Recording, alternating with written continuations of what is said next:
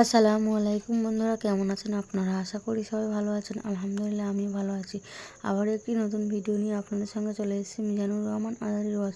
আপনারা যারা যারা মিজানুর রহমান আজারির ওয়াজ শুনতে ভালোবাসেন তারা ফুল ভিডিওটি দেখতে থাকেন, আশা করি ভালো লাগবে। আপনি ইংল্যান্ডের ব্রিটিশ মিউজিয়ামে যদি কখনো ঢুকেন, দেখবেন ইংল্যান্ডের ব্রিটিশ মিউজিয়ামের এন্ট্রান্সে এই সাদা পাথরের ফলকে লেখা as a father, as a teacher, as a law giver, as a law maker, as a reformer of the society, Muhammad is the superman of the world.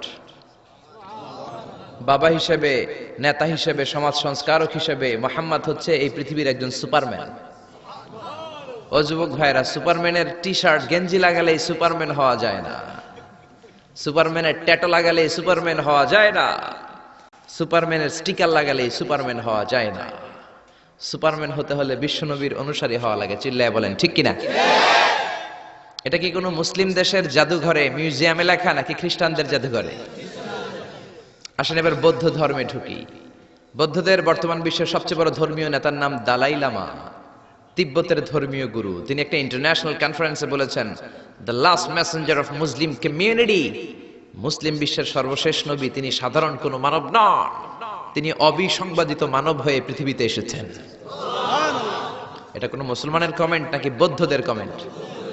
সুবহানাল্লাহ কইতে মন চায় না? এবার আসেন খ্রিস্টানরা আবার কি বলে।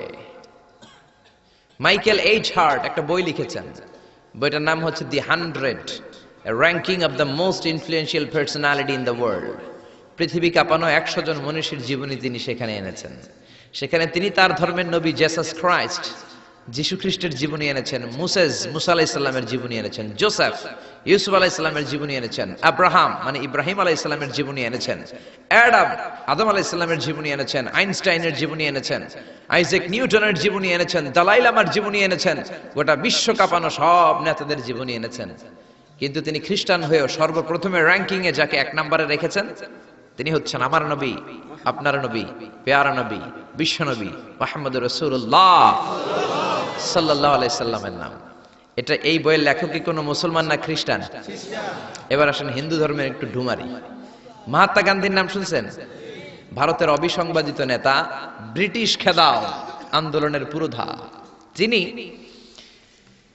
বারেট ল করেছেন লন্ডন থেকে, পেশায় একজন ব্যারিস্টার। তিনি ভাবলেন সব সময় মুসলমানদের একজন নবীর কথা শুনি, আমার হিন্দুস্থানে সবাই বলে মোহাম্মদ মোহাম্মদ, কেই মোহাম্মদ, দেখি তো তার একটা জীবনী গ্রন্থ পড়ি। তো 2 খণ্ডের একটা জীবনী গ্রন্থের প্রথম খণ্ড উনি পেলেন। উনি ভাবলেন ভূমিকাটা, বইয়ের ভূমিকাটা পড়ে রেখে দেব, পুরোটা পড়ার দরকার নাই। কিন্তু ভূমিকা পড়ার পরে পুরো জীবনী পড়ার আগ্রহ, কৌতূহল, কিউরিওসিটি তার অন্তরে ঢুকিয়ে দিল কে? পড়তে শুরু করলো। বিশ্বনবীর শৈশবকাল, কৈশোরকাল, যৌবনকাল, তার বিবাহ, তার সমাজনীতি, তার রাষ্ট্রনীতি, তার আন্তর্জাতিক নীতি, তার মাক্কি জীবন, তার মাদানী জীবন পড়তে পড়তে প্রথম খণ্ড শেষ। এখন দ্বিতীয় খণ্ড পড়ার দরকার আছে না নাই? দ্বিতীয় খণ্ড তো তার কাছে নাই। তিনি একবার ইন্ডিয়ার পুরাতন লাইব্রেরিগুলোকে তন্ন তন্ন করে খুঁজে দ্বিতীয় খণ্ড জোগাড় করলেন, সেটাও পড়লেন। পরে তিনি অবাক। তিনি কমেন্ট করলেন, I have scanned lot of biographies in my life, but the biography of last messenger Muhammad was an unique, unparalleled and fantastic biography I've ever read. চিল্লায় বলেন আল্লাহু আকবার। আমি ভারতের নেতা মহাত্মা গান্ধী অনেকের জীবনী পড়লাম, কিন্তু মুসলমানদের নবী মুহাম্মাদের জীবনীর মতো কোনো জীবনী পাই নাই।